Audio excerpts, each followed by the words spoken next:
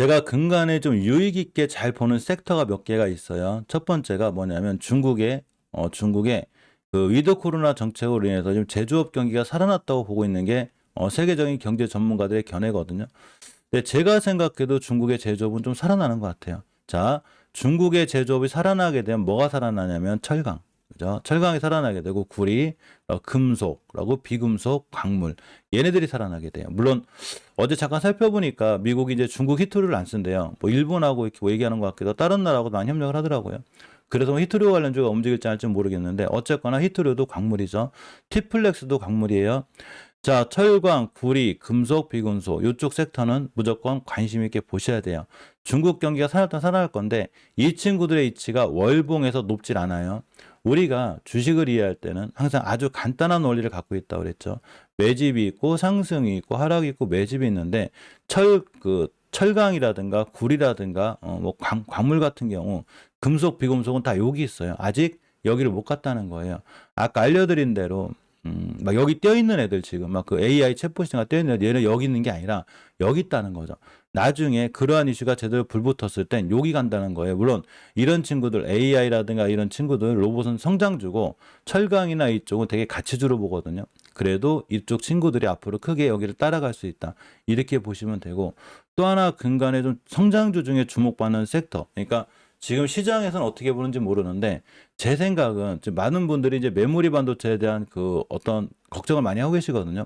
지금 실질적으로 삼성의 재고가 엄청 많이 쌓여있다고 그래요. 그러니까 아직 메모리 반도체 같은 경우가 수출이 크게 안 된다는 거죠. 그렇지만 이재용 회장 같은 경우는 그냥 밀어붙이고 있죠. 계속 투자해라 이렇게 하고 있는데 반도체는 어느 정도 바닥 그릴 만큼은 그리지 않았나. 즉 매집 상승 하락 매집에서 이 공간에 있지 않나는 게 제 판단이에요. 그래서 반도체를 분명히 신경 쓰시라고 제가 얼마 전부터 계속 얘기해드리고 있는데 아직 뛰진 않았어요.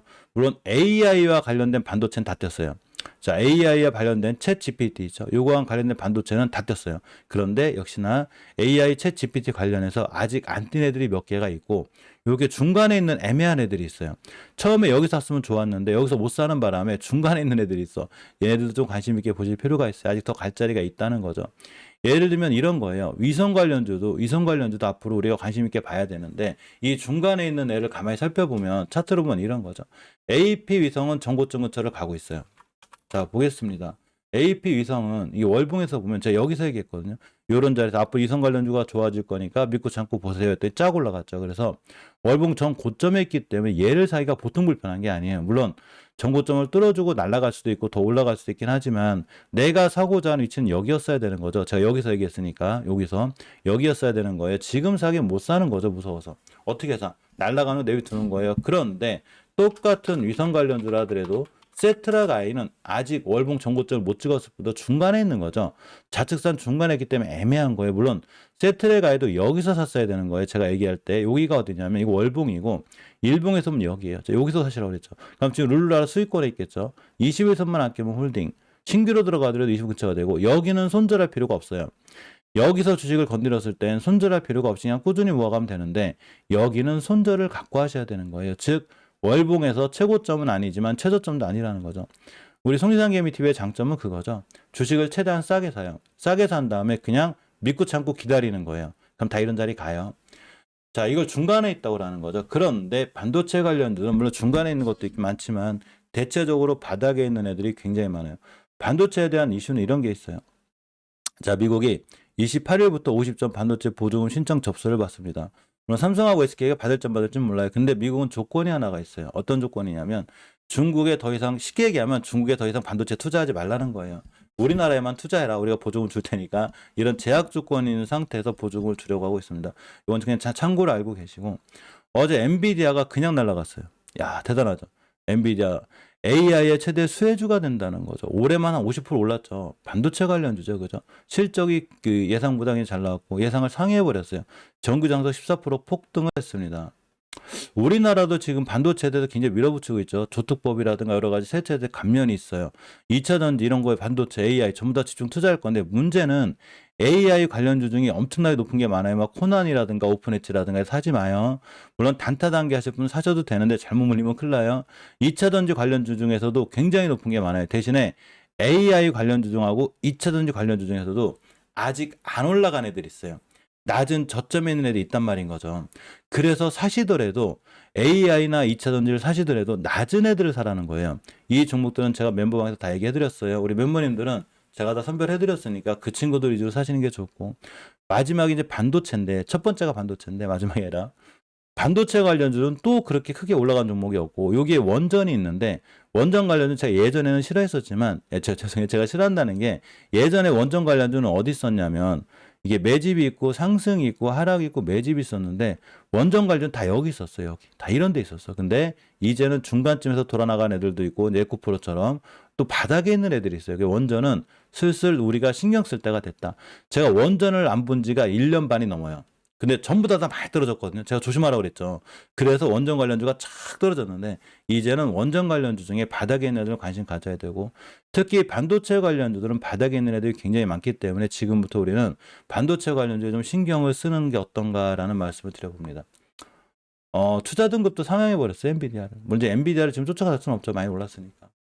자, 그래서 얼마 전에도 이제 반도체 관련주 보았지만, 이제 삼성전자, SK하이닉스, 동바이텍을 사라는 게 아니에요. 이 친구들은 어차피 그 삼성전자는 5, 6만 원대부터 제가 알려드렸듯이 그냥 5, 6만 원대 요 공간에서 꾸준히 모아가는 게 좋다고 굉장히 알려드렸고, 이게 차트가 이상하게 돼가지고 어제 멤버에서 알려드렸죠. 그죠?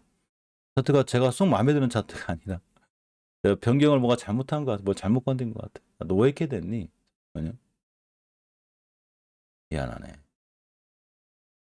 자, 어쨌건 이렇게 그 5, 6만 원대 공간 잘 모아나가시는 게 굉장히 중요하고, 하이닉스 제가 7, 8만 원대 알려드렸죠. 이 공간에서 모아가는 게 중요합니다. 알려드렸는데, 이제 많이 제법 올라와가지고 이 친구 약간 리스크가 있긴 하고, 우리가 좀 중요하게 봐야 되는, 물론 대표주들도 좋긴 하지만 우리가 좀 수익을 잘 내기 위해선 중소형주가 더 좋아요. 우리가 우량주하고 대형주를 헷갈리지 말라고 그랬죠. 많으신 분들이 우량주를 착각하는 경우가 있어요. 야, 우리나라의 우량주 하면 SK하이닉스, 삼성전자, 현대차, 기아차, 이게 대형주가 우량주가 아니야? 이건 대형주예요. 우량주가 아닌 거예요. 우량주는 그냥 주식이 영업이익이 단단하고 영업이익이 좋고 재무가 튼튼하고 빚이 없고 현금이 많고 하는 일이 굉장히 미래 가치가 있어서 또 경영진이 튼튼하고 이런 회사가 우량주인 거고, 이걸 우리가 우량주라고 하는 거고, 삼성전자라든가 SK하이닉스가 현대차, 기아차 이런 애들은 대형주예요. LG전자는 대형주예요. 물론 삼성전자가 우량주가 될 수도 있고 LG전자가 우량주가 될 수가 있는데, 꼭 대형주가 우량주, 대형주 이꼬르 우량주 이런 공식은 없는 거예요. 그래서 중소형 중에서도 잘 골랐을 때 우리가 우리 계좌에 좋은 수익을 많이 낼 수 있다. 이렇게 보시면 돼요. 여러 가지 종목들이 많이 있는데, 얼마 전에 제가 미코 얘기를 해드렸죠. 물론 전 미코가 뛸지 올라갈지 몰라요. 당연히 5개선 깨면 안 돼요. 이탈하고 있죠. 오늘이 중요해요. 특히 오늘 거래일 포함해서 3거래일 남았기 때문에 이 3거래일 종가상 미코는 5개월 선 위에 올려놔야 돼요. 주봉에서 추세가 깨져 있기 때문에 이 변곡점 자리가 하나가 있어요. 7,800원이죠. 여기를 깨지 않고 양봉 뜨고 돌아나면 다시 매수. 예전에 앞에는 세력들이 있죠. 그죠? 다시 뛸 수 있다 이렇게 보시고, 램테크놀로지가 이제 반도체 재료 관련주죠. 월봉에서 보게 되면 이렇게 5개선 위에 있어요. 그죠? 지금부터 5개선만 안 깨면 되고, 주봉에서도 있선 위에 있죠. 추세가 유지가 돼 있죠. 그런데 앞전에 거래량이 잘 들어와 있죠. 지금 이분들이 세력이라고 가정할 경우에 어떻게 여기까지밖에 못 가? 여기도 가고 여기도 갑니다. 자, 교육주 중에 웅진을 잠깐 볼게요. 자, 웅진을 제가 매수하라고 하는 자리가 여기죠. 여기에요. 그죠? 지금 여기 와 있죠. 제가 웅진이 저렇게 될지 안 될지 모르는데, 최소한 내가 사고자 하는 주식의 위치가 굉장히 싸야 된다는 거죠. 근데 하필이면 거래량이 또 터졌죠. 우리는 의미 있는 거래량에 대해서 집중할 필요가 있어요. 제가 항상 이제 멤버방에서 많이 말씀드리는데, 저를 이제 그 제 멤버방을 독립을 해서 이제 졸업하시는 분들이죠. 물론 졸업하시는 분들이 많지는 않아요. 거의 그대로 계신데, 졸업을 하시더라도 반드시 명심해야 될 거는 의미 있는 거래량이 터진 종목을 들어가라는 거예요. 그렇죠. 이해하셨죠? 그래야지만이 이렇게 쭉 우상 해석을 가죠. 얘만 그리냐? 전체적으로 다 그래요. 교육주뿐만이 아니라 지금 날아가고 있는 모든 종목들, 오픈베이스도 마찬가지로. 오픈베이스는 정치 테마주의자, 그죠? AI 챗봇 관리 연결이 돼 있는데 이 공간이죠. 매수 타이밍 여기 와 있어요. 물론 20분 아끼면 또 돌아나가겠죠.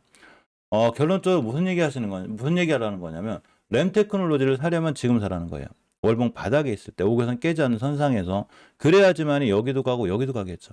나중에 이런 데 갔을 땐 의미가 없다는 거예요. 물론 여기서도 눌러주고 또 뛸 수 있긴 하지만 코스닥 시장이 800P를 넘어가게 되면 공매도 세력들이 더 극성을 부릴 거기 때문에 조심해야 되는 자리가 되는 거예요. 지금도 주식을 살 때는 우리는 여기서 사야 되는 거예요. 이 공간 이해하셨죠? 자, 이 얘기 반도체 얘기를 하면서 왜 이 얘기를 하냐면 지금 반도체를 봐야 되는데 반도체 중에서도 싼 걸 사라는 거예요. 싼 걸. 자, 타이거 일렉의 위치는 만만하지 않죠. 그죠? 엄청 높잖아. 물론 20개선만 안 끼면 되긴 하는데 조심은 해야 되겠죠. 덕산하이 메탈입니다. 월봉 해체가 여기 있죠. 굉장히 낮죠. 자, 앞으로 5개월 선만 깨지 않으면 되고 주봉에서도 어머니 추세가 잘 유지되어 있죠. 5선 위에 있어요. 자, 일봉에서 아까 웅진시급에서 알려드렸듯이 아주 의미 있는 거래량이 터졌죠. 얘네들에 주목해야 돼요. 이분들이 누구냐? 우리 계좌를 불려줄 세력분들이겠죠. 가만히 있으면 돼요. 그러면 대량거래 빵 터지고 이틀간 속임수 쓰고 계속 올라가죠. 쭉 올라갑니다. 자, 올라가는데 근간에 조금 지지부진하죠. 근데 결론적으로는 지지부진한 게 아니고 저점이 계속 높아져 가고 있죠, 지금. 어떻게 되겠어요? 고점도 높아지겠죠, 당연히. 물론 시장에 800이라는 두려움은 있지만 덕산화 메탈은 반도체 재료 관련주이기도 하고 다양한 이슈로 잘 연결이 되어 있기 때문에 잘 보셔야 돼요. 월봉에서 내가 덕산화 메탈 산 위치가 이런 데가 아니죠, 지금. 여기에요. 그러니까 덕산화 메탈 괜찮고. 자, 오션브리지입니다. 이런 친구들이 애매하다는 거죠. 똑같은 반도체 관련주라더라도 물론 60개선만 안 끼면 되긴 하지만 추세는 다 깨져 있죠. 엄연히 똑같은 반도체 관련주더라도 자리가 다 틀린 거예요. 자, 지오 엘리먼트를 봅니다. 월봉에서 보게 되면 이렇게 여기서 밑에 있죠. 아직 추세 전환 못 해줬죠. 주봉에서 우선 밑에 있어요. 이건 추세 전환 해줘야 되는 거예요. 물론 대량 거래가 들어오긴 했는데 21선이 안착해주면 그때 매수하는 거고 마이크로 컨텍스 같은 경우에 월봉의 위치가 굉장히 낮죠. 자, 5개선만 안 깨면 돼요. 주봉에서도 우선 위에 있고 일봉에선 대량 거래가 빵 터졌죠. 어떻게 될까요? 이 공간에 잘 모아나가시면 돼요. 그러면 나중에 날아갈 때 뉴스는 그냥 나와요. 우리가 생각도 못한 뉴스가 나와요. 정말 신기하죠. 자, 이 얘기는 MK전자에서 해드렸는데 제가 MK전자를 이 거래량을 잘 보고 있으라고 한 게 아니라 여기를 잘 보고 있으라고 했어요. 이거. 예. 이 친구예요, 이 친구. 이 친구가 아주 의미가 있는 거래량이기 때문에 MK전자는 이 공간에서 잘 모아가는 게 굉장히 중요했거든요. 그러면 내가 지루해하지 않고 하루하루 일일비하지 않고 2%가 떨어지든 3%가 올라가든 4%가 떨어지든 5%가 올라가든 말든 가만히 냅두면 자기가 알아서 여기를 갔죠, 지금. 아직 안 끝났어요. 11선만 할겸 또 떼요. 이 친구는 챗 GPT 관련주기도 한데 시장이 800P를 맞고 떨어질 건데 여기서는 올라갈지 떨어질지 모르는 거예요. 물론 여기서도 모르겠지만 이 공간은 꾸준히 모아가면 되는 공간이죠. 오늘 바닥권이니까. 지금은 꾸준히 모아나가는 게 아니라 그냥 11선 깨자마자 칼손 들어야 되죠. 여기는 손절을 해야 되는 자리고 여기는 분할 매수를 해야 되는 자리예요. 그러니까 나의 첫 번째 매수 타이밍이라는 게 얼마나 중요한지 아시겠죠?